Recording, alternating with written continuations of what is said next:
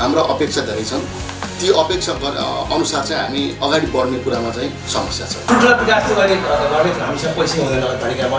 सानातिना कुराहरू विकासहरू कृषि क्षेत्रको शिक्षा क्षेत्रका कुराहरूमा हामीले विकास गरेका छौँ। नागरिकमा अलिकति निराशाको छाइरहेको छ। त्यसले एउटा भ्याकुम, त्यसले एउटा रिक्तताको कारणले गर्दाखेरि फेरि अरू राजनीतिक दुर्घटना, राजनीतिक समस्याहरू आउने। र तपाईँ इतिहास हेर्नु पर्यो कि नेपाली कङ्ग्रेसले मात्रै यस्तो पार्टी हो जसले नेपालका सबै खालका सङ्कटहरूलाई एउटा राम्रो निष्कर्ष दिएको छ। अब उहाँले जे गतिविधि गरिराख्नु भएको छ त्यो चाहिँ अब झुटको खेती हो कि भन्ने शङ्का छ होइन। अब सहमति र सहभागितामा हामी पनि हातैमालो गर्न चाहन्छौँ। विद्रोही भूमिका होइन कि हरेक अब यसले बनाएको नगर सरकारले बनाएको बजेटहरूमा कानुन बनाउन 3 वर्षसम्म कानुन बनाउन नसकेको चाहिँ राज्यले अब कसरी यसको समाधान गर्ला भन्ने हामीलाई विश्वास छ। हामी जनताको बीचबाटै यो तल भुइँमै बसेर काम गरिरहेको कार्यकर्ता भएको हिसाबले हाम्रो अनुहारलाई यहाँका आम जनसमुदायले एउटा प्रिय सामाजिक कार्यकर्ताको रूपमा लिनुभएको छ।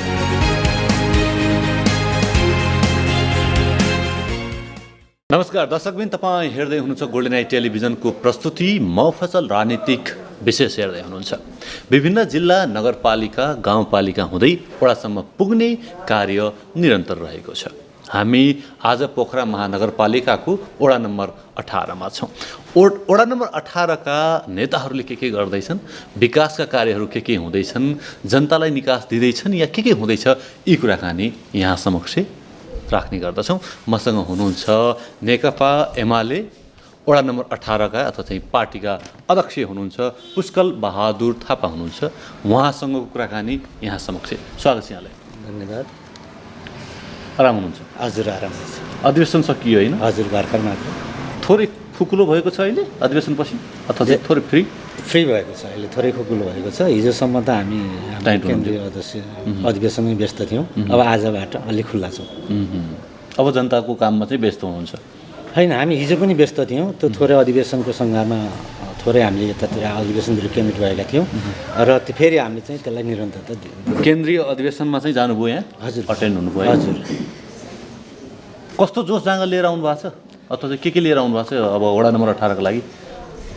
हाम्रो नेपाल कम्युनिस्ट पार्टी नेकपा एमाले राष्ट्रको समृद्धि नेपाल र सुखी नेपाली बनाउनको निम्ति विकल्प रहेनछ र जनताहरू नेपाल कम्युनिस्ट पार्टी एमालेप्रति एकताबद्ध छन् र जुन पार्टीले हामीलाई जिम्मा दिएको छ त्यो जिम्मालाई अझ निखारेर अगाडि बढ्नुपर्छ र नेपालको समृद्धि र विकास र सुखी नेपाली बनाउने एकमात्र पार्टी नेकपा एमाले हो भन्ने जुन ऊर्जा लिएर हामी फर्केका छौँ।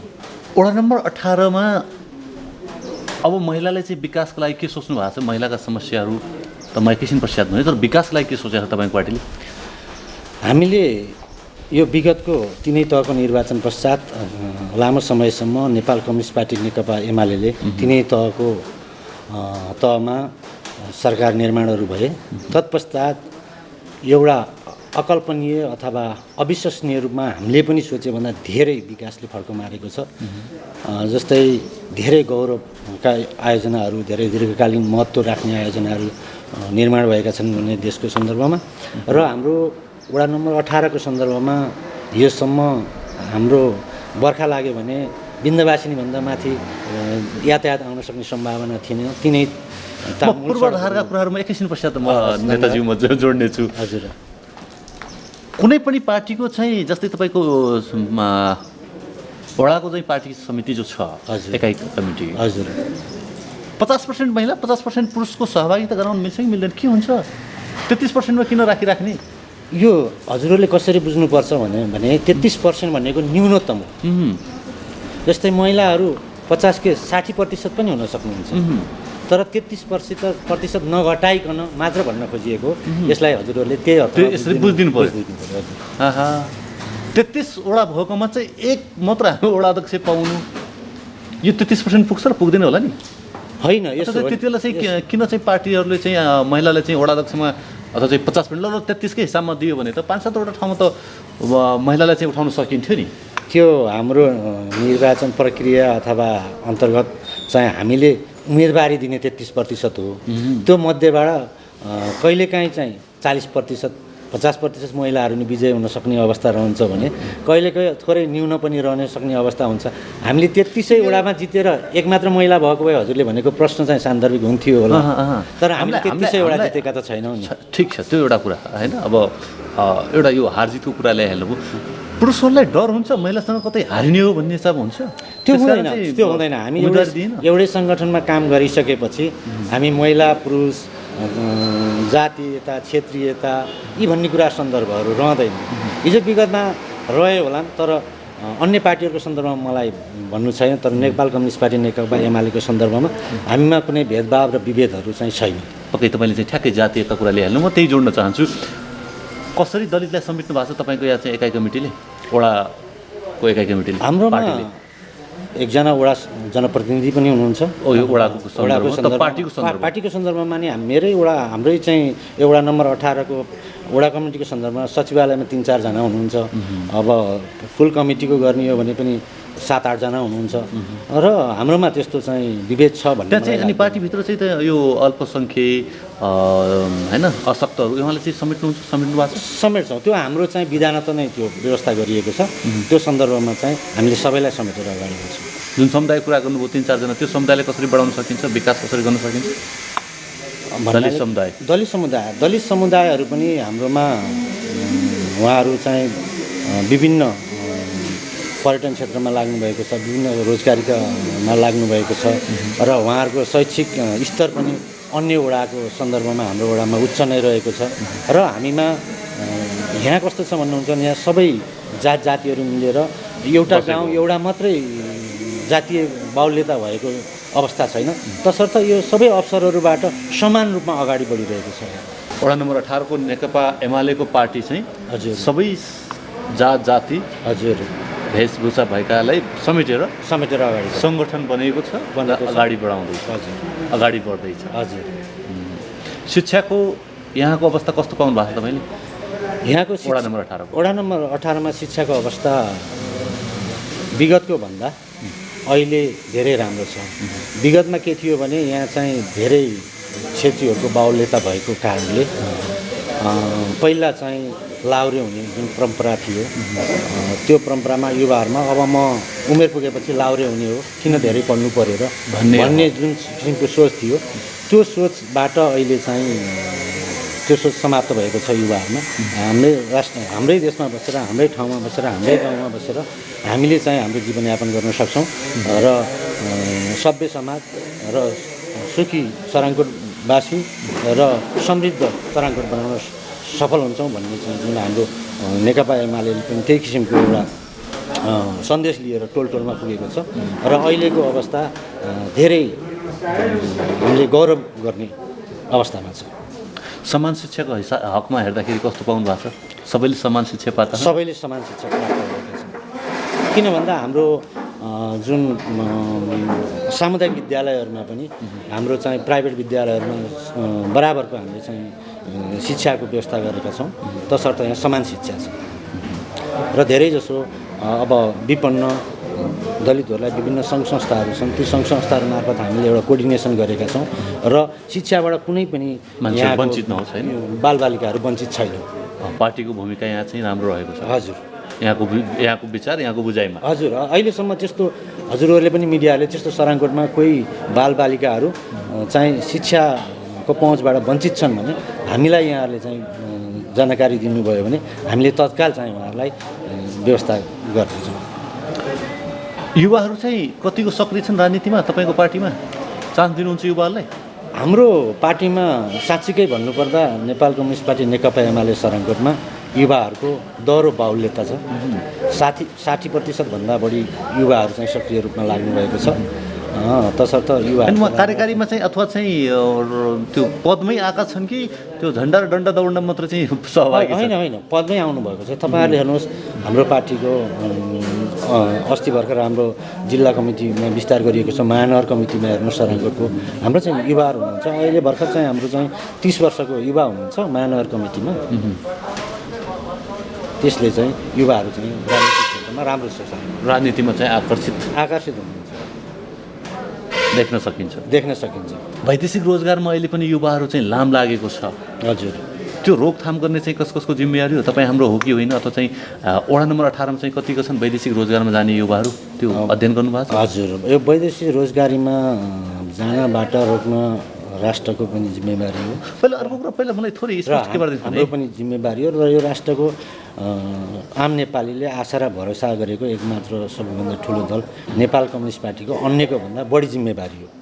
तसर्थ हामी राजनीतिक रूपमा पनि सराङकोटमा स्वरोजगारको अवस्था सिर्जना गर्नको निमित्त, युवाहरूलाई वैदेशिक रोजगारीबाट रोक्नको निमित्त हामीले चाहिँ विभागहरू पनि गठन गरेका छौँ वडा कमिटीले। ती विभागहरूले पर्यटन विभाग, उद्योग विभाग, रोजगार विभाग, यस्तो विभागहरू हामीले गठन गरेका छौँ। त्यो विभागले के गर्छौँ भने हामी समय समयमा बैठक गर्छौँ र विदेश हुनुभएका साथीहरूलाई यहाँ आउनको लागि हामीले के कस्तो साथ समर्थन र सहयोग गर्नुपर्छ भनेर हामीले छलफल र बहसहरू पनि गर्ने गरेका छौँ। र विगतको तुलनामा अहिले पर्यटनको प्रचुर सम्भावना बोकेको सराङकोटमा तपाईँहरूले हरेक क्षेत्रमा गएर हेर्न सक्नुहुन्छ। धेरैजसो युवाहरू चाहिँ अहिले व्यवसायमा नै इन्भल्भ हुनुहुन्छ। हाम्रै वडा कमिटीको सन्दर्भमा कुरा गर्ने हो भने लगभग 60% त कमिटीभित्रका कमरेडहरू पर्यटन व्यवसायमा पनि इन्भल्भ हुनुहुन्छ। व्यवसाय गरेर चाहिँ राजनीति गर्दाखेरि त्यसले सफलता पनि पाउँछ? सफलता पाउँछ, भ्रष्टाचार कम हुन्छ। हामी यो देशमै रोक्ने भन्छौँ, तर निकास चाहिँ दिँदैनौँ होइन? यो देशमै रोक्दाखेरि युवाले चाहिँ अथवा चाहिँ वडा नम्बर 18मै तपाईँले रोक्नुभयो भने हजुर उहाँले चाहिँ रोजगारका लागि चाहिँ के छ अथवा चाहिँ के तपाईँले पार्टीले के गर्न सक्छ, वडाले के गर्न सक्छ, कसरी उहाँलाई चाहिँ स्वरोजगार बनाउने? कि त्यही पोहोर साल जस्तै चाहिँ होइन डाक्टर बाबुराम भट्टराईले ल्याए जस्तै स्वरोजगार युवा भने चाहिँ 2-2 लाख रुपियाँ बान्ने हो? होइन, यो त्यो पनि बानिएन। यस्तो यो भनाइ र गराइमा फरक छ।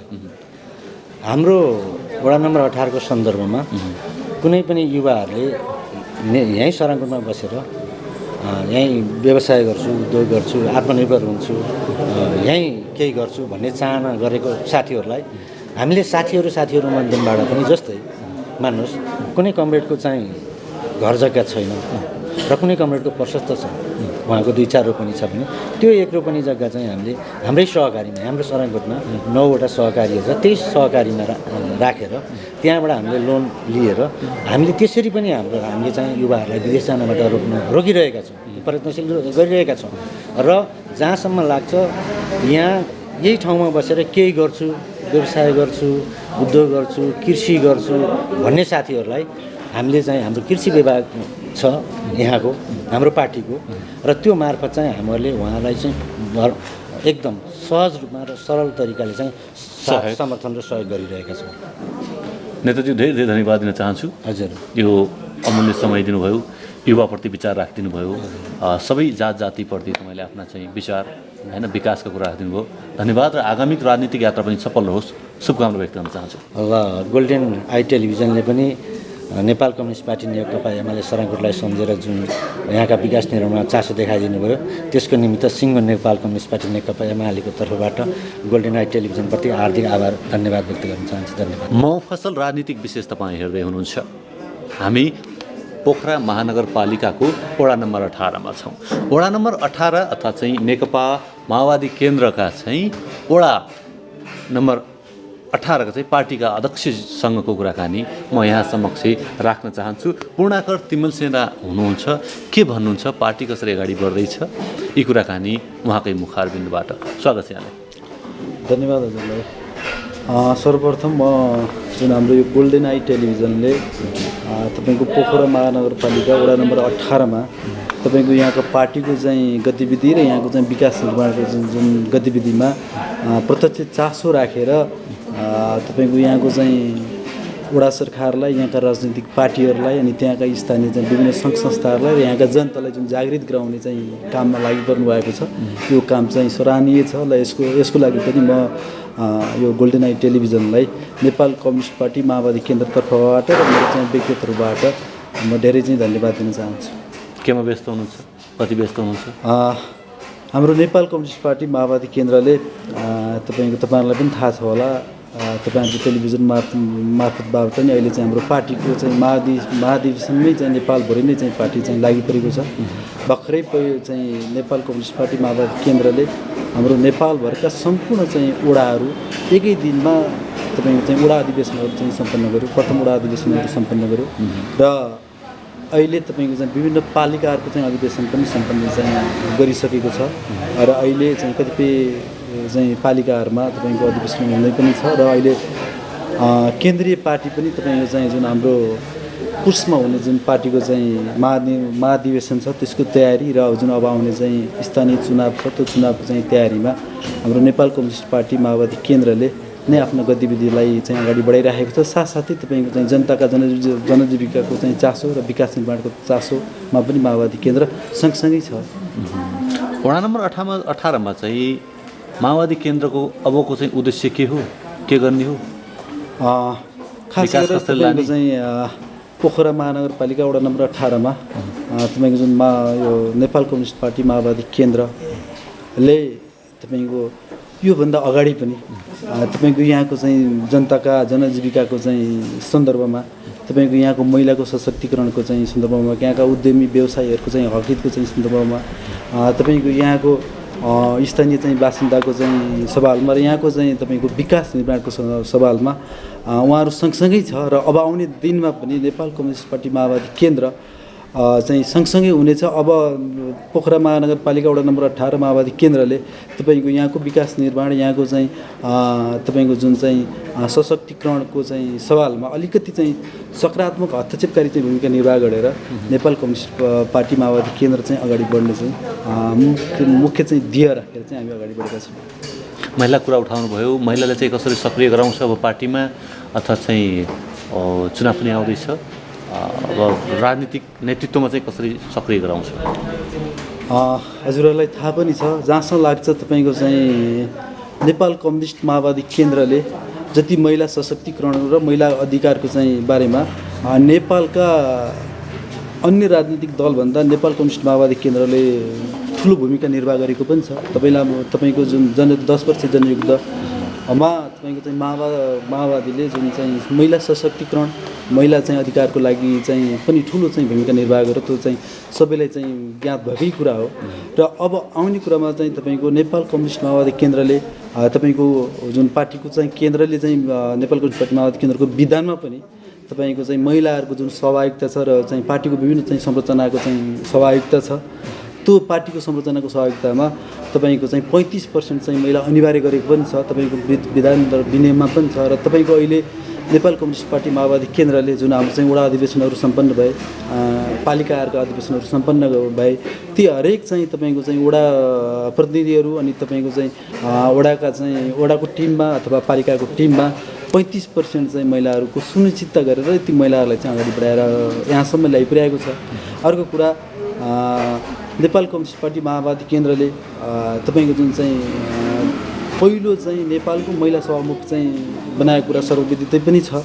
अनि तपाईँको जुन चाहिँ अहिले हरेक चाहिँ तपाईँको जुन यो राज्यको चाहिँ निकायहरू छ, निकायमा प्रत्येक वडामा तपाईँको महिला चाहिँ वडा चाहिँ दलीय सदस्य चाहिँ अनिवार्य चाहिँ जुन गराउने चाहिँ कुरा, तपाईँको एक वडामा चाहिँ महिलाहरूलाई प्रतिनिधित्व गराएर महिलाका चाहिँ अधिकारको लागि त्यो महिलाहरूको प्रतिनिधित्वबाट ती अधिकारहरू चाहिँ स्थापित गर्न चाहिँ सहिलो होस् र महिलाको समस्याहरू चाहिँ वडासम्म आइपुगुन् भन्ने चाहिँ उद्देश्यले हेतुले पनि तपाईँको हरेक चाहिँ वडामा महिला प्रतिनिधित्वको सुनिश्चितता नेपाल कम्युनिस्ट पार्टी माओवादी केन्द्रले गरेको त्यो कुरा तपाईँहरूलाई पनि चाहिँ जानकारी भएकै कुरा हो।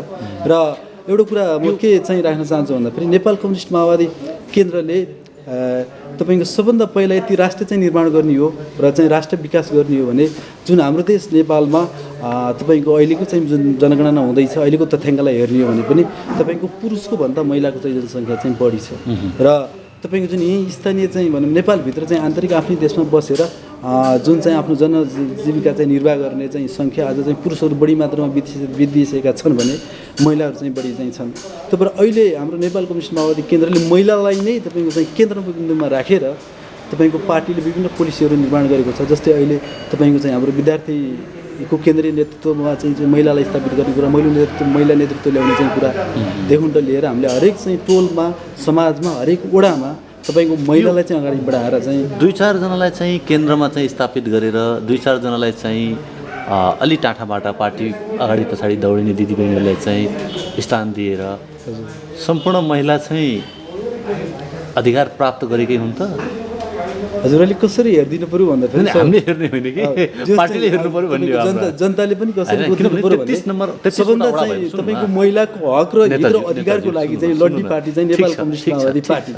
अनि तपाईँको मैले ठिक भने छ। स्थानीय तहकै कुरा गर्दाखेरि तपाईँको अहिले ओडामा यहाँको ओडा सरकारमा ठिक 2जना छ। महिलाले नेतृत्व गर्नुहुन्छ। त्यो अवस्थामा नेपाल कम्युनिस्ट पार्टी माओवादी केन्द्रले पुर्यायो। तर के भइदिनु पर्यो भन्दाखेरि अहिले जसले नेतृत्व गरेको महिलाहरू हुनुहुन्छ उहाँले महिलाको समस्या समाधान गर्न सक्नुभयो कि सक्नु भएन भन्ने चाहिँ गहन कुरा चाहिँ त्यो गर्न सक्यो भने अब तपाईँको पार्टीले के गर्छ, गर्न सकेन भने तपाईँको पार्टीले के गर्ने? अब ठिक छ, तपाईँले ल्याउनु भयो, हजुर त्यो पनि ठिक छ, मान्यौँ होइन। अब महिला जनप्रतिनिधिहरूले चाहिँ 2 जना जो छन् उहाँले महिलाका चाहिँ माग सम्बोधन गर्न सक्नुभयो भने अब बढाउने हो कि घटाउने हो तपाईँको पार्टीले? अथवा सकेन भने बढाउने घटाउने के गर्ने हो? तपाईँ के हुँदो रहेछ भन्दाखेरि जुन चाहिँ माओवादी केन्द्रले चाहिँ जुन महिलालाई अगाडि बढायो नि, जुन चाहिँ पोलिसीले बढायो, अरू पार्टीहरू चाहिँ ऊ सँगसँगै चाहिँ अब भोलि चाहिँ हाम्रो पछाडि नहुने हो कि भनेर जुन चाहिँ लत्रिएर चाहिँ आउने एउटा चाहिँ प्रक्रिया चाहिँ सुन्नु न, त्यो प्रक्रिया तिनै पार्टीका महिला नेतृत्वले नेतृत्व गरेको जुन अहिलेको वडा संरचना छ। समय थोरै छ, अरू पार्टी कुरा छोडिदिउँ। हजुर, तपाईँको पार्टीले अब के गर्ने? ती महिलाहरूको चाहिँ सङ्ख्या बढाउने या घटाउने भन्ने कुरा मात्र मलाई भनिदिनुहोस्। जस्तै महिलाको सङ्ख्या कति हुने? अब चाहिँ वडामा चाहिँ एउटै मात्र 33 वटा वडामा एउटा मात्र अध्यक्ष भेटेका छौँ होइन। एउटा ठाउँबाट एमाले आयो, एउटा ठाउँबाट कङ्ग्रेस आउनुपर्ने, एउटा ठाउँबाट चाहिँ माओवादी, 3टा त भेट्नुपर्ने नि। 33 वटा 30 वटा पुरुषलाई गए पनि तपाईँलाई नेपाल कम्युनिस्ट माओवादी केन्द्रले महिलाको सवालमा जुन अब आउने स्थानीय चाहिँ चुनाव चाहिँ आउँदैछ, जुन तपाईँहरूको टेलिभिजनको मार्फतबाट पनि हामी के भन्छौँ भने नेपाल कम्युनिस्ट 18 नम्बर वडामा चाहिँ महिलाको उम्मेदवार केन्द्रले तपाईँको चाहिँ हारे जित्ने आफ्नो ठाउँमा छोडिदिनुहोस्। नेपाल कम्युनिस्ट पार्टी माओवादी केन्द्रको चाहिँ सक्षम तपाईँको चाहिँ र जुवारू चाहिँ महिला नेतृत्वलाई अवश्य नै अगाडि बढाउनेछ। त्यो जुन वडा नम्बर चाहिँ 18 का चाहिँ वडावासी चाहिँ त्यही त महिलाहरूको चाहिँ यही त गुनासो छ। पार्टीको अगाडि पछाडि, नेताको अगाडि पछाडि दौड्ने महिलाले मात्र अवसर पाउँछ, अन्यले चाहिँ पाउँदैन भन्ने पनि छ। अथवा एउटा महिलाले चाहिँ के एउटा चाहिँ छ भने गर्व छ भने पुरुष आफू हार्छु भन्ने हिसाबले हामीलाई टिकट नदिया हो भन्ने पनि त छ नि त। त्यो चाहिँ तपाईँको पार्टीले अबको आउँदो चुनावमा चाहिँ वडा नम्बर 18बाट चाहिँ दिन्छ, टिकट दिन्छ अध्यक्षको लागि, ल सक्षम छ भने चाहिँ सक्षम बनाउने काम पनि त हो नि तपाईँको पार्टीको। हजुर हजुर, सक्रिय मात्र गर्ने अनि चाहिँ सडकमा चाहिँ झन्डा मात्र बोक्नको लागि त होइन होला। नेपाल कम्युनिस्ट पार्टी माओवादी केन्द्रले मैले भने महिलाको अधिकारको लागि लडेको पार्टी हो।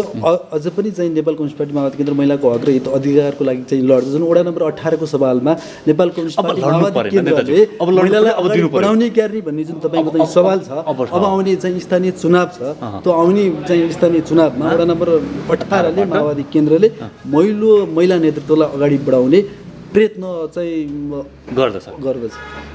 अनि दलित समुदायको लागि सबैभन्दा बढी तपाईँ चाहिँ महिला दलित भनेर चाहिँ बोल्ने पार्टी नै हो होइन। तर सरकारमा जब जानुहुन्छ अथवा चाहिँ स्थानीय सरकारमा हिँड्ने हो भने दलितको अवस्था के छ अथवा चाहिँ तपाईँको पार्टीले कसरी सम्बोधन गर्छ? तपाईँहरूले जस्तो मानव नेपाली जनताले के पनि हेर्नु पऱ्यो भने नारा सबैले लगाउँछ, सबै पार्टीले चाहिँ नारा चाहिँ लगाउँछ। तर वास्तवमा उसले लगाएको नारा भोटको लागि मात्रै लगाएको कि अथवा उनीहरूको अधिकार स्थापित गर्न चाहिँ लगाएको नारा भनेर चाहिँ नेपाली जनताले चाहिँ अनुभूति चाहिँ गरिदिनु पऱ्यो। र त्यसको चाहिँ जुन जहिलेसम्म नेपाली जनताले मूल्याङ्कन गर्न सक्दैन तहिलेसम्म चाहिँ यी अधिकारका नाराहरू जसले चाहिँ गुन्जाउँछ चाहिँ तपाईँको जुन चाहिँ फोक्रो आश्वासन दिन्छ, त्यसले गर्दाखेरि जुन अहिले आएको चाहिँ नारामा चाहिँ महिलालाई अगाडि बढाउने तर तपाईँको व्यवहार र चाहिँ कार्यान्वयनमा जुन चाहिँ महिलाहरूलाई अगाडि नबढाउने जुन परिपाटी छ, यो परिपाटी मेन चाहिँ नेपाली जनताले यो पार्टी कुन पार्टीले चाहिँ महिलालाई अगाडि बढाउन सक्छ भन्ने कुरा चाहिँ नेपाली जनताले चाहिँ। तपाईँको पार्टीमा दलित उम्मेदवारहरू अथवा सक्षम नेताहरू छन् कि छैनन्? यसमा चाहिँ वडा नम्बर 18मा बनाउनु भएको छ, पार्टीले त्यो जन्माएको छ। नेपाल कम्युनिस्ट माओवादी केन्द्रको पोखरा महानगरपालिका वडा नम्बर 18मा तपाईँले महिला चाहिँ नेतृत्व गर्न सक्ने चाहिँ वडा अध्यक्ष अनि तपाईँको चाहिँ दलित महिला र दलितहरूले चाहिँ स्थानीय सरकारमा चाहिँ नेतृत्व गर्न सक्ने चाहिँ एकदम सक्षम चाहिँ हाम्रो महिला पनि हुनुहुन्छ, दलित पनि हुनुहुन्छ र हाम्रो नेपाल पार्टीले जन्माएको। हजुर, पार्टीले जन्माएको चाहिँ उहाँहरूलाई र हाम्रो नेपाल कम्युनिस्ट पार्टी माओवादीले पनि तपाईँले उहाँहरूलाई चाहिँ व्यक्तित्व विकासमा अथवा चाहिँ तपाईँको उहाँहरूको चाहिँ जीवनस्तर चाहिँ उन्नतिको चाहिँ विषयमा उहाँहरूलाई समाजमा स्थापित गराउने चाहिँ जुन चाहिँ विषय छ त्यो विषयमा अग्रिम भूमिका निर्वाह गर्दै आइरहेको छ। धेरै धेरै धन्यवाद दिन चाहन्छु मिठो कुराकानीका लागि। पार्टीका विचार राखिदिनु भयो, समग्र महिला दलित अल्पसङ्ख्यक सबैको कुरा राखिदिनु भयो। यहाँलाई धन्यवाद र यहाँको राजनीतिक यात्रा सफल रहोस् शुभकामना व्यक्त गर्न चाहन्छु। धन्यवाद हजुरलाई लगायत चाहिँ जुन हाम्रो यो गोल्डन नाइट टेलिभिजन छ तपाईँलाई पनि म चाहिँ धेरै धेरै चाहिँ धन्यवाद व्यक्त गर्न चाहन्छु। मफसल राजनीतिक विशेष तपाईँ हेर्दै हुनुहुन्छ। हामी पोखरा महानगरपालिकाको वडा नम्बर 18मा छौँ र यहाँ समक्ष म सभापतिज्यूको कुरा राख्न चाहन्छु अथवा चाहिँ नेपाली काङ्ग्रेस वडा नम्बर 18 का चाहिँ सभापतिज्यू के भन्नुहुन्छ, वडा नम्बर 18 का विकासको कुरा कसरी राख्नुहुन्छ उहाँकै मुखारबिन्दबाट। शिवप्रसाद तिमल सिन्हा हुनुहुन्छ, स्वागत छ यहाँलाई। आराम हुनुहुन्छ? पार्टीलाई कस्तो छ? ठिकै छ, भर्खरै अधिवेशन चलिरहेछ, अधिवेशनकै दौडानमा छ अहिले। व्यस्त हुनुहुन्छ? ठिकै छु, ठिकै छु। पुरानो पार्टी एकदम नेपालको। हजुर। वडा नम्बर 18 विकासको क्रममा चाहिँ विकासको क्रम कसरी हेर्नु भएको छ अथवा चाहिँ अहिले स्थानीय सरकार आइसके पश्चात के पाउनुभयो विकास? अब विकास भन्ने कुरा निरन्तर हुने कुरा हो। स्वाभाविक रूपमा विकासले चाहिँ एकैचोटि फड्को मार्दैन र हामी लामो समय पछाडि झन्डै 15-16 वर्ष पछाडि फेरि स्थानीय तहको निर्वाचन भयो र अहिले हामीसँग जनप्रतिनिधिज्यूहरू हुनुहुन्छ र त्यस पछाडि अहिले हामीसँग भए गरेका र हामीलाई चाहिएका बेसिक कुराहरू खानेपानी र मोटर बाटोलाई अहिले अलि बढी फोकस गरेर कार्य गरिरहेका छौँ। त्यो कार्य गर्दा स्वाभाविक रूपमा अहिले नेपाली काङ्ग्रेस पोखरा 18 प्रतिपक्षमा बसेको छ र प्रतिपक्षमा बसेर अहिले 18 को हरेक विकास निर्माणमा राम्रो कुराको लागि सधैँ प्रतिपक्ष नबनिकन हामी हातेमालो गरेर विकास निर्माणको कामहरू गर्छौँ। तपाईँलाई प्रतिपक्ष हुँदा पनि सहभागी गराउँछन् स्थानीय सरकारले अथवा चाहिँ बोलाउँछन् विकासको कार्यमा चाहिँ के छ कस्तो छ? अलिकति यसमा चाहिँ स्वाभाविक रूपमा एउटा राजनीति पार्टीको हिसाबले स्वाभाविक फरक विचार भइसके पछाडि कहिलेकाहीँ अलिकति अलि असहज परिस्थिति बन्यो भने वडासीज्यूले मलाई खबर गर्नुहुन्छ र सायद उहाँलाई नै थाहा होला प्रतिपक्ष पार्टीको हैसियतले हामीले गर्नुपर्ने सहयोग के कति गऱ्यौँ भन्ने कुरा सायद उहाँलाई थाहा हुनुपर्छ र हामीले जहिले पनि विकास निर्माणका हरेक कुराहरूमा सकारात्मक कुराहरू नै उहाँलाई चाहिँ बढी जोड गरेका छौँ र विरोधको लागि विरोध गर्नुपर्छ भन्ने मानसिकता नेपाली काङ्ग्रेस पोखरा 18 ले गरिराखेको छ। अब चुनाव पनि नजिकै आउँदैछ, जहाँले तपाईँ आउनु भएको छ अधिवेशनबाट सभापतिजी हुनुभयो अथवा एउटा जिम्मेवार पदमा हुनुहुन्छ, के छ अर्कोचोटि चाहिँ सम्बोधन गर्न पाउँछौँ हामीले अथवा चाहिँ वडा अध्यक्षज्यू भनेर चाहिँ सम्बोधन गर्ने अवस्था आउँछ? यहाँका जनताले चाहिँ त्यो माहौल बनाउनु भएको छ? धेरै धेरै धन्यवाद छ हजुरलाई। अब यो कुरा चाहिँ हामी पार्टीमा बसेर निरन्तर काम गर्नेको र पार्टी भनेको अघि हजुरले पनि भन्नुभएको छ नेपाली काङ्ग्रेस भनेको एउटा यो देशको अभिभावक तपाईँ अभिभावक चाहिँ बनेर काम गरिरहेको पार्टी हो र मैले यो गएको 14औं अधिवेशनबाट मात्रै होइन म 13औं अधिवेशनबाट पनि म अहिले दोस्रो कार्यकाल चाहिँ दोहोरिरहेको छु र मसँग भएको क्षमता मसँग भएको दक्षताको हिसाबले मैले वडामा बसेर काम गरिरहेको छु। म आफै हुन्छु भन्दिनँ, मलाई पार्टीले विश्वास गर्यो भने पक्कै पनि पार्टीले विश्वास गर्छ होला, त्यो अर्को कुरा रह्यो, तर यहाँको जनताले विश्वास गर्छ गर्दैन भन्ने कुरा रह्यो। जनतासँग म कतिको चाहिँ अब माहौल बनाउनु भएको छ अर्थात् चाहिँ जनताले आगामी होइन चुनावमा चाहिँ दिन्छु या दिँदैन भन्ने कुरा। अब थोरै हामी अघिल्लो निर्वाचनमा हाम्रो चुक्यौँ, गणितीय हिसाबमा अलिकति हाम्रो मतान्तर थोरै बढी नै थियो तर त्यस पछाडि अहिलेको जनप्रतिनिधिले गरेका कामहरू र अहिले देशव्यापी रूपमा नेपाल कम्युनिस्ट पार्टी जो अहिले सरकारमा हुनुहुन्थ्यो र उहाँहरूले गरेका कामप्रति जनता सन्तुष्ट हुन सक्नु भएन। त्यस पछाडि नेपाली काङ्ग्रेसमा प्रवेश गर्नेहरूको लहरको थुप्रै नै भयो र हामीले यो वडाबाट बडा अनौठो हुन्छ नेपाली काङ्ग्रेसभित्र प्रवेश हुन्छ र भोट चाहिँ कम्युनिस्टलाई दिन्छन्, सरकार उनीहरूको बनाइदिन्छन्। अब त्यो सबै जनताहरू अभिभावकलाई घरमै बस भन्नु खोजे आउने के हो खास कुरो?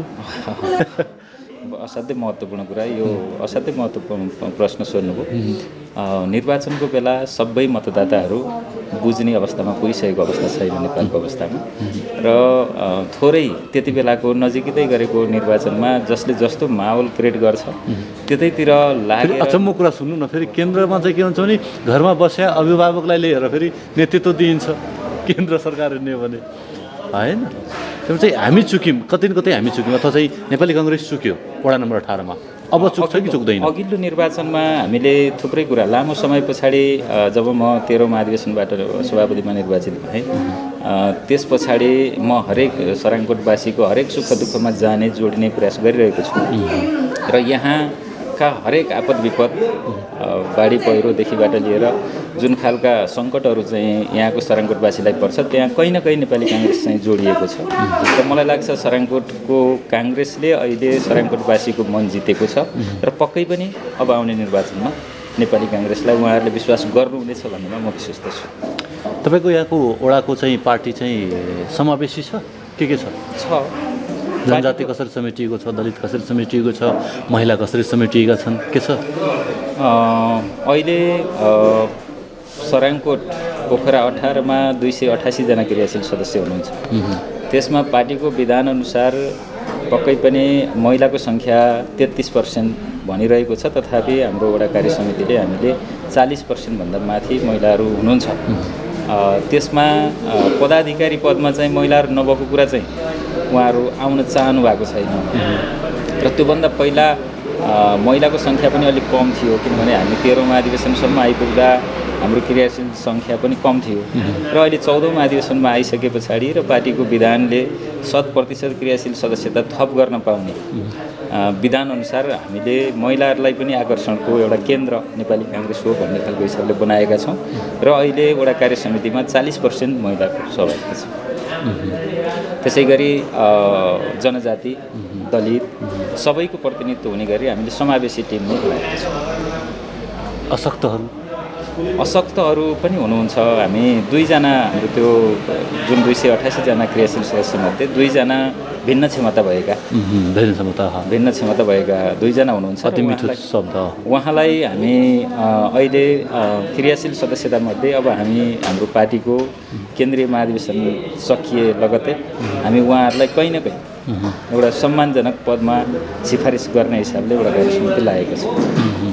हामी वडा कार्य समितिमा मात्रै नभइकन उहाँलाई चाहिँ योभन्दा उपल्लो तहको कहीँ न कहीँ एउटा ठाउँमा उहाँलाई चाहिँ हामी सम्मानजनक हिसाबले उहाँहरूको भूमिका त्यहाँ हुनुपर्छ भन्ने हिसाबले लागेको छ। शिक्षाको अवस्था कस्तो देख्नु भएको छ वडा नम्बर 18 मा सभापतिजीले? स्वाभाविक समान शिक्षा यहाँका सम्पूर्ण बालबालिकाले पाएका छन् अथवा चाहिँ के फरक छ?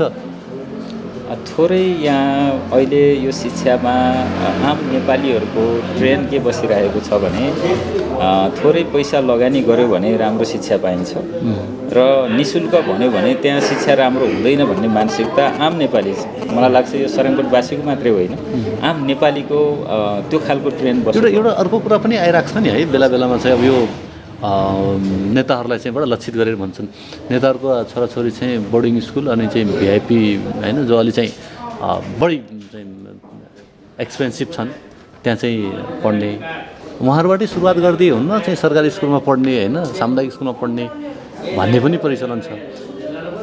यो खासमा किन गाली गर्छ भन्ने पनि कहिले काहीँ लाग्छ कि मलाई, किनभने हामीले चुने मान्छे हो, हाम्रै टिमबाट त तपाईँ हामीले चाहिँ सुने त हो नि त नेतालाई त होइन।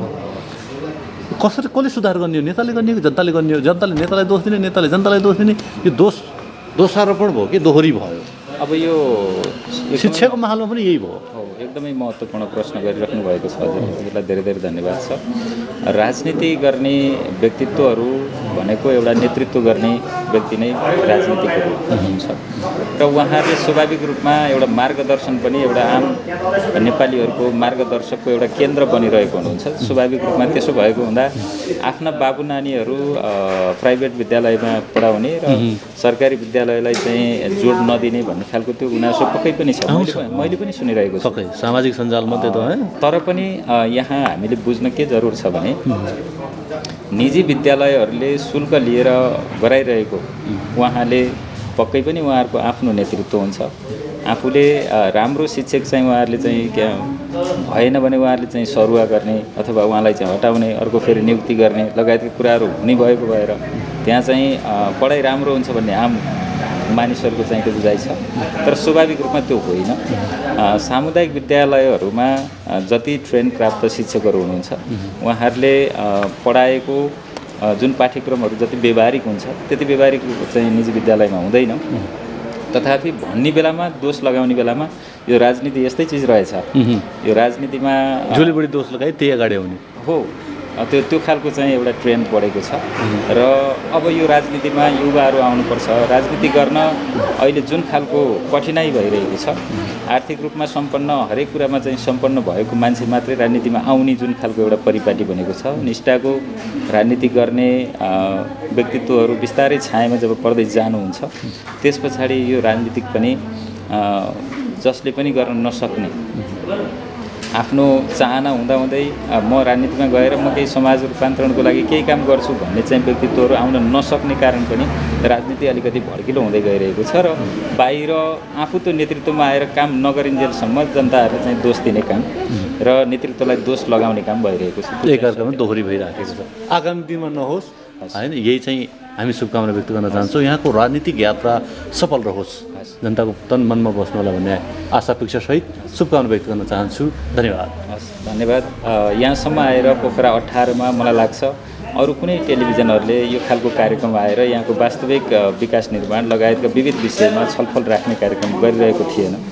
र यो समयमा आएर गोल्डन आई टेलिभिजनले यो महत्त्वपूर्ण कार्यक्रम राखेर नेपाली काङ्ग्रेस वडा कार्य समितिलाई बोलाएर आफ्ना कुरा राख्ने अवसर दिनुभएको हुँदा गोल्डन आई टेलिभिजन परिवारलाई हार्दिक धन्यवाद व्यक्त गर्न चाहन्छु। धन्यवाद। म्याक्सको म्याक्सिमम अफर। म्याक्स नेट टिभीमा 150 भन्दा बढी एचडी च्यानलहरू, हाई स्पिड इन्टरनेट 100 MBPS सम्मको सुविधा अब 7 प्रदेशमा। अबको connection max net solutions. Max TV जडानको लागि सम्पर्क गर्नुहोला म्याक्स डिजिटल टिभी।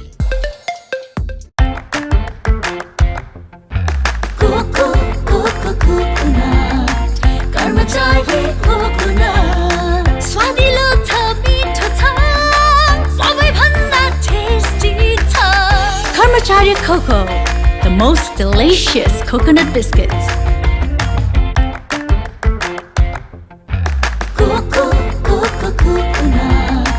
कर्मचारी कोकोनट स्वादिलो छ, मिठो छ, सबैभन्दा टेस्टी छ। Karmachari Coco, the most delicious coconut biscuits.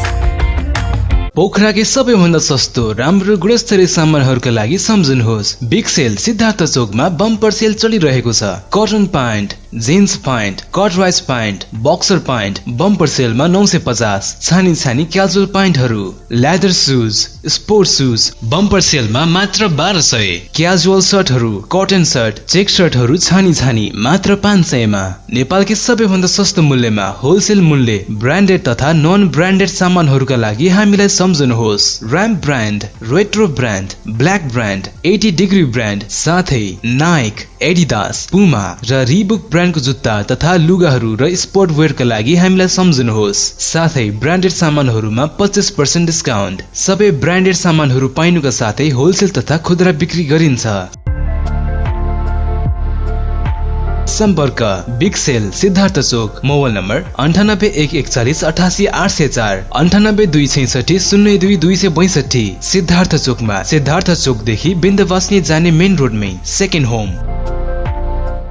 पोखराको लेकसाइडबाट जाने क्रममा सिडीमा रहेको पर्यटकको लागि एकदमै सर्वसुलभ बस्न खान एकदमै सहज भएको चारकोल प्राइभेट लिमिटेड, जुन चाहिँ सिडीको बाटोको दाहिने साइडबाट अवस्थित रहेको छ। यसको महत्त्वपूर्ण सेवा सुविधाहरू थकाली खाना, लाइभ बार विकी, 7वटा रुमको व्यवस्था, पार्टी रेस्टुरेन्टको व्यवस्था र विभिन्न लाइभ स्पोर्ट्स बार, प्रोजेक्ट र राम्रो खाना अनि बस्नको सुविधा पनि छ। यहाँ विभिन्न तालको माछाको परिकारले साथै शान्ति स्तूपा, श्री सिद्धेश्वर महादेव र फेवातालको रमणीय दृश्य पनि हेर्न सकिन्छ। एकचोटि हजुरहरू पनि यो होटलमा गएर स्वागत गर्ने अवसर अवश्य दिनुहोला। सम्पर्क होटल चारकोल प्रणाली सेरी पोखरा 18, सम्पर्क नम्बर 9846 042 28 42 0066। प्रोपाइटर प्रदीप गुरुङ, सलेस महर्जन, दिजेश वाग्ले। पोखराको लेकसाइडमा रहेको the freedom cafe restaurant and bar, जहाँ नेपाली, इन्डियन, कन्टिनेन्टल र इटालियन ब्रान्डहरू पाइन्छ। यहाँबाट विभिन्न नेपाली अर्गानिक कफीको एक चुस्की लगाउँदै यहाँ रहेको एकदमै सुन्दर फेवाताल पनि हेर्न सकिन्छ।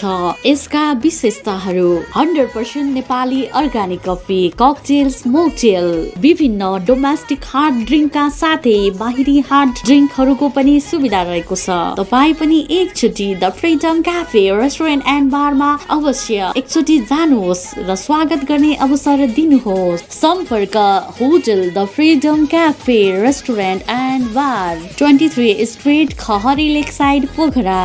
सम्पर्क नम्बर 98 191 81 213, 98 171 69 060। प्रोपाइटर भुवन जीसी।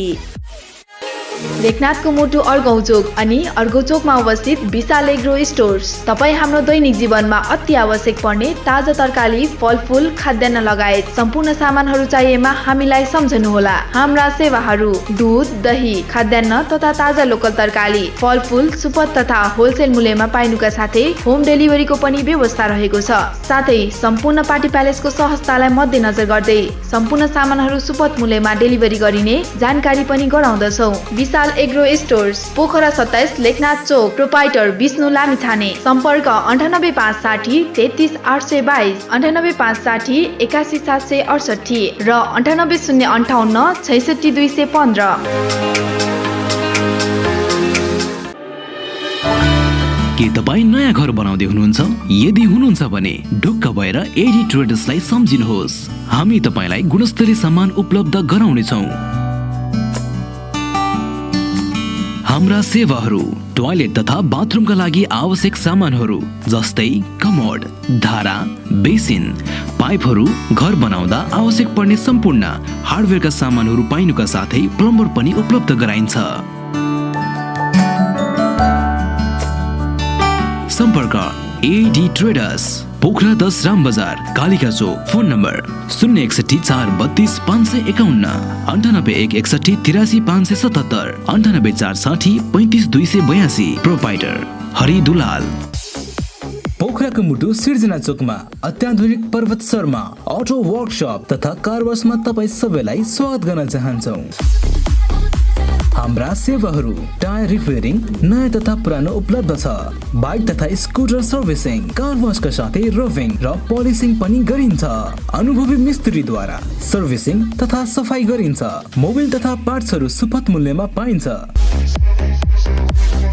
सम्पर्क ठेगाना पर्वत शर्मा अटो वर्कशप तथा कार वास, सिर्जना चोक, पोखरा।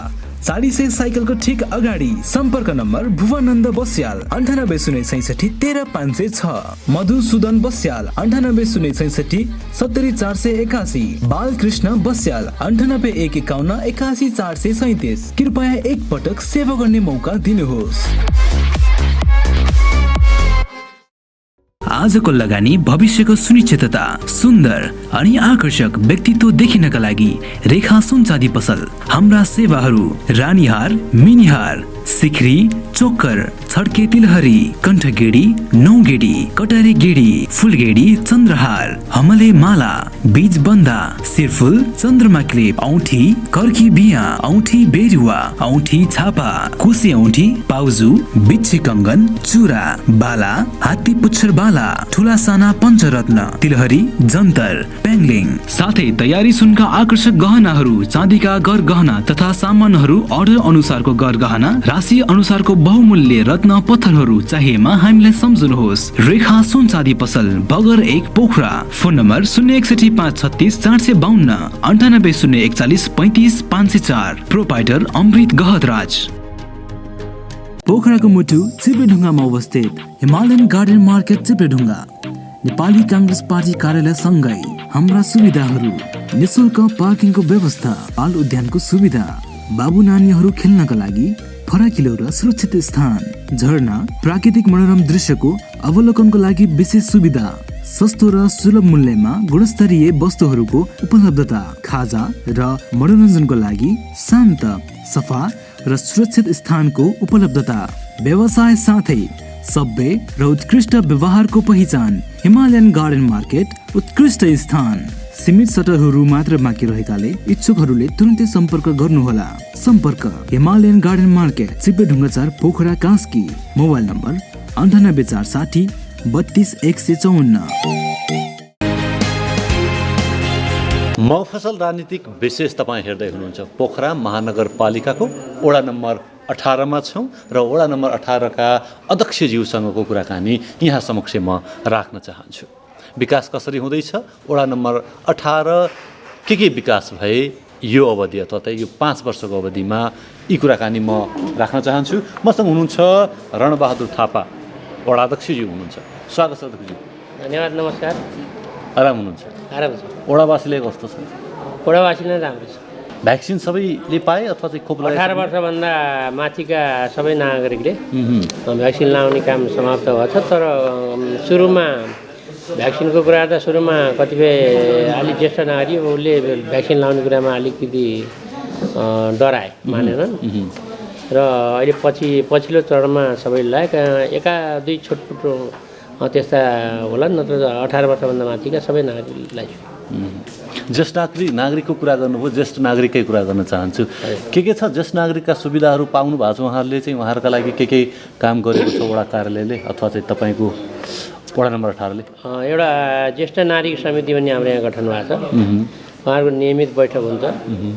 त्यसमा उहाँहरूले एउटा नियमित चाहिने शुल्क उठाएर आफ्नो कार्यक्रमलाई अगाडि बढाउनु भएको छ। अहिले हामीले वडाले दिने सुविधाहरू के छ? वडाले विशेष गरी त ज्येष्ठ नागरिकको लागि सामाजिक सुरक्षा भत्ता जुन नेपाल सरकारले दिएको सुविधा छ, ल हामीले वडाबाट चाहिँ पहिला हाम्रो पृथ्वी चोकमा थियो वाणिज्य ब्याङ्कमा, अहिले अलिक टाढा भएको हुनाले हामीले पाइप पनि ब्याङ्क सानैला विकास ब्याङ्कमा खाता सञ्चालन गरेर यो वडाको चाहिँ नि बाग्लुङ बसवा 0 किलोमिटर र हल्यान चोक 3टा शाखाबाट चाहिँ बुझ्नुहुन्छ आफ्नोलाई पाइप पनि ब्याङ्कमा त्यो सहजीकरण गरेका छौँ।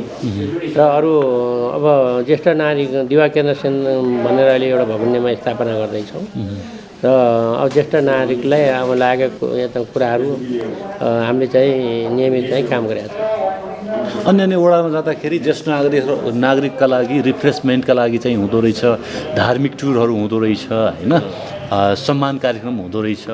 अनि यो वडाले चाहिँ त्यस्ता कार्यक्रमहरू गरेको छैन? हामीले नि खास विगतमा चाहिँ नि गरेको, महानगरपालिकाले नि त्यो कार्यक्रमहरू गरेको छ। टुरको लागि भने अहिलेको यो अलिकति पछिल्लो चरणमा कोभिडले गर्दा धेरै कुराहरू हुँदाखेरि हामीले टुरको कामहरू गरिएको छैन। लगभग कार्यकाल अब भ्याइन लाग्यो। अब 5-6 महिना अब सरकारले चुनाव घोषणा गर्यो भने 6 महिना बाँकी छ। 6 महिना बाँकी छ। अनि घोषणापत्रमा जारी गरेका कामहरू र अब चाहिँ बाँकी रहेका कामहरू के छन्? अब हामीले खास गरी हामी निर्वाचित भइसकेपछि हाम्रो पार्टीले घोषणापत्र जारी गर्यो। घोषणापत्रलाई नै आधार मानेर हामीले बजेट व्यवस्था गरेका छौँ र हाम्रो अलि ठुलो भूगोल भएको कारण र अलि भौगोलिक विकटता भएको कारणले गर्दाखेरि अब सबै सोचे जस्तो काम त हामीले गर्न सकेका छैनौँ। यो बेलामा हाम्रो सङ्गठनको कारण अब हामी निर्वाचित भइसकेपछि 6 महिनापछि संघ प्रदेशको निर्वाचन भयो। अनि त्यसपछि लगभग 1 वर्ष त्यो पिरियड गयो। अनि आउने 2 वर्षमा हामीले खानेपानी र सडक निर्माणमा राम्रो फड्को मारेका थियौँ। विशेष गरी हाम्रो मेन एजेन्डा थियो सराङकोटमा एक घर एक दारा खानेपानी हामीले प्रत्येक नागरिकलाई हामी पुर्याउने भनेर हामीले वचन दिएका छौँ। त्यही अनुरूप चाहिँ खानेपानीको काम चाहिँ अगाडि बढाएको छ। लगभग हामीले अहिले योजना कतिपय हाम्रा 2-3वटा ठुला योजनाहरू चालु अवस्थामा छन् र 3-4वटा योजनाहरू हामीले चाहिँ सम्पन्न गरेका छौँ। त्यहाँ एक घरमा हाम्रो एक दिने बेला 500 लिटरदेखि 1000 लिटरसम्म पानी चाहिँ आउँछ र कतिपय हाम्रा योजना सम्पन्न नभएको हुनाले अझै पनि कतिपय टोलमा समस्या छ। र अनि यो वडा कस्तो पऱ्यो भने हजुरको यहाँ केन्द्रीय बाल सुधार गृह यहीँ छ, अनि बाल कल्याण संस्थाहरू 2-3वटा संस्था छन्, अनि पर्यटन क्षेत्र भएको हुनाले र हाम्रो पानीका स्रोतहरू तल्लो बेल्टमा छन्। र माथि उचाइ भएको हुनाले डाँडोमा पानी नभएको हुनाले हामीले अहिले त्यसलाई चाहिँ न्यूनीकरण गर्नको लागि लिफ्टिङ खानेपानी योजनाहरू हामीले 4-5वटा लिफ्टिङका खानेपानी योजनाहरू अपनाएर ल्याएर मुलको पानी र बोरिङलाई पनि एउटा बोरिङ पनि हामीले गऱ्यौँ र त्यो बोरिङबाट राम्रो पानी आएको छ र अनि लिफ्टिङ तलको पानीलाई माथि तान्ने अहिलेको परिधि अनुसार त्यस्ता योजनाहरू हामीले सुरु गरेका छौँ। यी कार्यहरू सुरु भइरहेको छ। अब विकासका कुरा गरौँ। महिला विकासका लागि के कार्य गर्नुभयो? अब हामी निर्वाचित मैले विशेष गरी अब मलाई नै जिम्मेवारी काम बढी भएको हुनाले हामीले वडा समितिको बैठकले निर्णय लिएर हाम्रा 4जना सदस्यलाई जिम्मेवारी बाँडफाँड महिला बालबालिका सम्बन्धी हाम्रा भोजकुमारी थापालाई अनि युवाको चाहिँ हाम्रा हरिलम सालवन युवा नेता हुनुहुन्छ उहाँलाई चाहिँ जिम्मा लाग्यो र कृषि र पशुपालन हाम्रो ज्ञानवार थापा वडा सदस्य हुनुहुन्छ अनि विपन्न र दलित महिला भने सोह्र नेपाली यसरी कार्यविभाजन गरेका छौँ र त्यही अनुसार हामीले बजेट बाँडफाँड गरेका नि उहाँहरूलाई जिम्मा दिएर त्यसरी काम गरेका छौँ र महिला बालबालिका सम्बन्धी सबै कार्ययोजनाहरू उहाँले बनाएर यसरी काम गर्नुहुन्छ र शिव मन्दिरको हामी अगाडि बढेका छ। प्रदेश सरकारबाट भ्युकार अब यसपालि बजेट माग गरेका छौँ। यो सरकारको अलिकति अदल बदलले गर्दाखेरि पनि अब त्यसलाई असर पर्दैन जस्तो लाग्छ हामीलाई। त्यो सिद्धिने अवस्थामा छ अनि एउटा हामीले राम्रो एउटा सामुदायिक हल बनायौँ र विशेष गरी हाम्रो वडामा महानगरपालिका र प्रदेश स्तरीय शहीद पार्क राष्ट्रिय विकसित शहीद पार्क जग्गाको व्यवस्थापन हामीले गऱ्यौँ। मैले महानगरले 2 करोडको विकसित शहीद पार्क निर्माण गरेका छौँ, यहाँले देख्नु होला। र त्यसोसँगै हामीले एउटा खुल्ला व्यायामशाला राम्रो खुल्ला व्यायामशाला बनायौँ जुन सहरमा भएका नागरिक बिहान मर्निङमा गएर त्यहाँ चाहिँ एक्सर्साइज गर्ने कसरत गर्ने यस्तो खाले रमाइलो वातावरण पनि सिर्जना छौँ र अन्य ठाउँलाई नै पर्यटन प्रवर्धनको लागि अहिले विशेष गरी हामीले यो वडाभित्र रहेका सार्वजनिक जग्गाहरू संरक्षण गरेर राख्ने र त्यसलाई चाहिँ भोलि आउन पर्यटनमा विकास गर्ने उद्देश्यले चाहिँ सार्वजनिक जग्गा पनि संरक्षण गरेका छौँ। त्यो एउटा बाटोघाटो जग्गा जमिनका कुराहरू रहेको महिलाको कुरा पनि तपाईँले चाहिँ राखिसक्नुभयो। दलित समुदायको कुरा चाहिँ थोरै जोडौँ। के छ उहाँहरूको समुदाय, त्यो समुदायलाई चाहिँ विकासका लागि चाहिँ के कस्तो छ उहाँले चाहिँ कार्ययोजना चालेको अथवा चाहिँ तपाईँले गरेका कार्यहरू? यो हाम्रो सराङकोटमा 3टा दलित बस्ती, एउटा नेपाली बस्ती, एउटा परिवार बस्ती, एउटा हाम्रो विकास सुनार बस्ती, 3टा बस्ती मुख्य छन्। अहिले अन्य ठाउँमा नि छिटपुट रूपमा दलितहरू हाम्रो बसाइसराई गरेर आएका छन् माइग्रेसन भएर के अरे यहाँ आउनुभएको छ बसाइसराई अन्यत्रबाट र 3टा बस्तीमा प्रत्येक घरमा पानीका धारा जुन बस्तीमा पानीको असाध्य पहुँच गाउरी बोकेर जानुपर्ने 3टै बस्तीमा 100% घरमा चाहिँ पानीका धारा छन् र ती घरलाई चाहिँ नै हाम्रो महानगर र युएनडिपीको सहयोगमा चाहिँ प्रत्येक घरमा करेसाबारीको व्यवस्था, तरकारीका बिउ बिजन र त्यहाँ टनेलाको कार्यक्रम र यहाँहरू त्यहाँ देख्न सक्नुहुन्छ। अनि खानेपानीका ड्रम धरि हामीले चाहिँ वितरण गरेर अहिले उनीहरूले आफूले प्रत्येक घरले चाहिँ त्यहाँ तरकारी आफूले उब्जाएर चाहिँ खाने त्यस्ता कार्यक्रम। उहाँहरूको शैक्षिक अवस्था, जनचेतनाको अवस्था, त्यो स्तरका लागि, त्यो विकासका लागि चाहिँ के गर्न सकिन्छ? अब हामीले कतिपय सचेतनामूलक नि यस्तै कार्यक्रम मार्फत सचेतनामूलक कार्यक्रमहरू नि गरेका छौँ र शिक्षाको लागि पनि हाम्रो दलित बस्तीका नजिक विद्यालयहरू पनि छन्, सानो विद्यालय। त्यसमा सरकारको पोलिसी अनुसार नै हामीले निःशुल्क चाहिँ शिक्षा आदान काम गरेका छौँ। र जस्तै हामी आइसकेपछि अब जस्तै व्यवसाय रूपमा गर्ने र भाँडा बनाउने हाम्रा चाहिँ अब यस्ता जुन बस्तीमा तिनलाई चाहिँ हामीले त्यो औजारहरू खरिद गर्ने किन्ने काम गऱ्यौँ र डकर्मी सिकर्मी तालिमहरू गराउने काममा पनि विशेष सपोर्ट गरेका छौँ र प्रधानमन्त्री स्वरोजगारमा पनि विशेष गरी हामीले दलित बस्तीलाई फोकस दिएर त्यसरी चाहिँ नि अगाडि बढेका छौँ। जनजातिको के छ अवस्था? जनजाति बस्ती भनेको हाम्रो एउटा यहाँ सानो मगर एउटा गाउँ छ, मगर बस्ती छ र अनि आँठो काँठोमा हाम्रो मिश्रित बस्ती छ।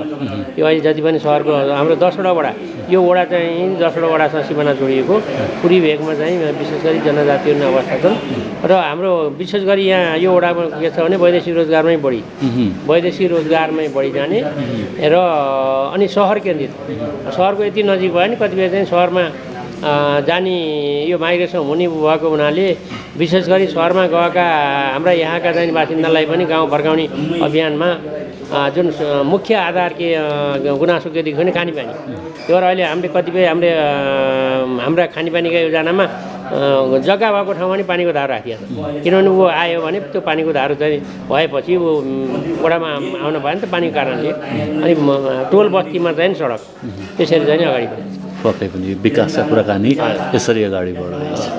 त्यो फरक क्षमतावान छन् उहाँहरूको लागि के छ अवस्था? अब हाम्रा फरक क्षमताका व्यक्तिहरूलाई 2-4जना अब त्यस्ता व्यक्तिहरू छन् के अरे तिनमा खासै त्यस्तो हाम्रो धेरै सङ्ख्यामा छैनन् फरक क्षमताका।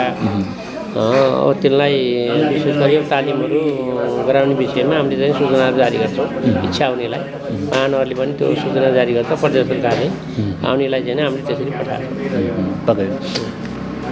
अब कुरा गरौँ यहाँले चाहिँ यहाँको जनताले खुबै निकै रुचाएको छ हैन, यहाँलाई चाहिँ माया ममता गरेको छ, मनमा राखेको छ। अब नजिकै फेरि चुनाव पनि आउँदैछ, फेरि घर दैलो जाने समय पनि आउँदैछ। के छ यहाँलाई चाहिँ अब यहाँका जनताले कहाँ देख्छन्, अथवा चाहिँ यहीमा देख्छन् कि अथवा चाहिँ त्यसपछि माथिल्लो कुनै स्टेप चाहिँ सोच्नु भएको छ? के छ आज थोरै खुलासा गराइदिनुहोस् मिल्छ भने। यो विषयमा मैले मात्रै स्वाट भनेर पनि हुँदैन है।